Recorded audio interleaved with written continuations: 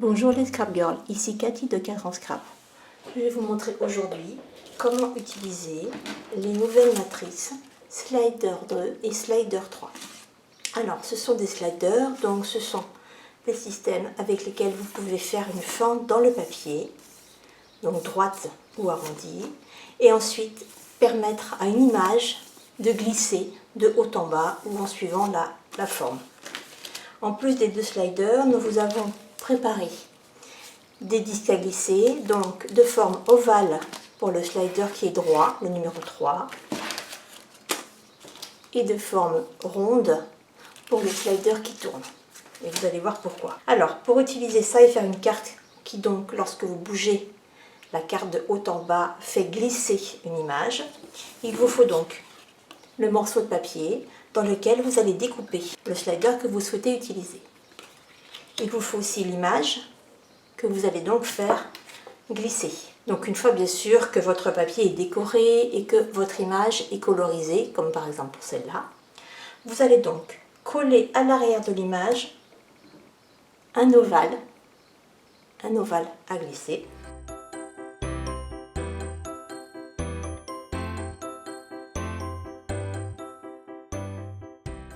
Comme je veux que mon image glisse verticale comme ça, je positionne l'ovale dans le même sens.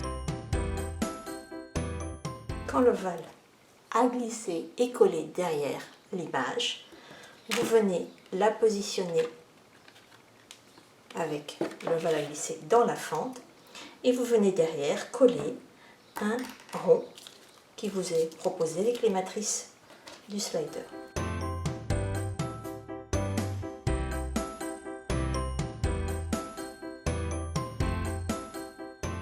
Et voilà. Et voilà. En montant et en baissant la carte, vous avez l'image qui monte et qui descend. Nous allons faire la même chose avec un slider arrondi, comme dans le slider 2. Donc, j'ai déjà découpé mon fond pour le slider. Toujours pareil, il vous faut l'image que vous allez faire tourner. Et bien sûr, quand le fond est décoré et l'image est colorisée, vous pouvez la mettre dans le slider. Donc dans ce cadre-là, puisque vous voulez faire tourner ici, et l'image en plus va tourner sur elle-même, il faut utiliser les petits disques ronds. On fait la même chose. Au dos de l'image, on colle le petit disque.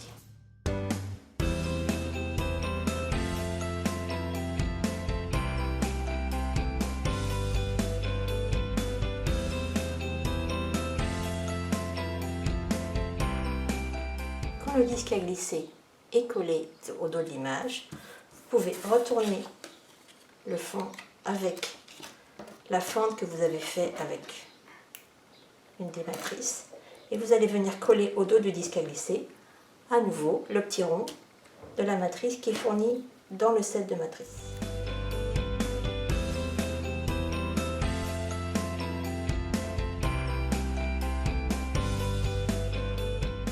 Une seule chose à faire attention, c'est de ne pas laisser de scotch ou de colle qui déborde du petit disque à glisser. On peut faire tourner le petit chat en penchant simplement la carte. Voilà. Donc, ne pas oublier de vérifier qu'il ne reste pas de colle autour du petit disque à glisser pour pas qu'il reste coincé dans la fente. Et bien sûr, quand vous avez préparé cette partie-là, eh bien, vous allez coller l'ensemble sur le fond de carte. Pensez à bien coller avec de la mousse 3D et à ne pas vous mettre trop près de ce disque-là pour ne pas qu'il reste bloqué. Et comme votre partie slider sera collée avec de la mousse 3D sur votre fond de carte, elle continuera à bouger de la même façon. Voilà. Voilà, et bien écoutez, j'espère que vous ferez de belles cartes slider. Je vous souhaite une bonne fin de journée. À bientôt, bye.